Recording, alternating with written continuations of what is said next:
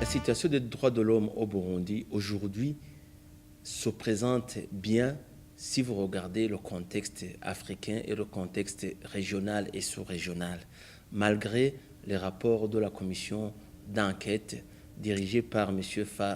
Faza Ouguergouz, lequel expert était avec une équipe qui a sorti un rapport, mais dont le rapport pêche par 5 façons. Premièrement, au niveau de la méthodologie. Nous avons vu que, et ils ont reconnu, que le rapport était basé uniquement sur les réfugiés, lesquels réfugiés, nous savons comment ils se sont exilés, que cet exil était commandité, orchestré et planifié par les putschistes du 13 mai 2015. Alors donc, au niveau de l'échantillonnage, c'est un rapport biaisé.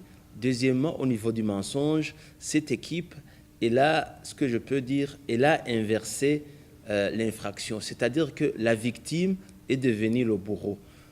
Vous vous souviendrez que lors des manifestations de 2014 et 2015 et lors du coup d'État du 13 mai 2015, les images ont montré que c'était les forces de l'ordre qui étaient pratiquement les victimes, qui étaient pratiquement les gens qui ont sauvé la démocratie, qui ont stoppé les putschistes. Mais aujourd'hui, ce sont les forces de l'ordre qui sont incriminées.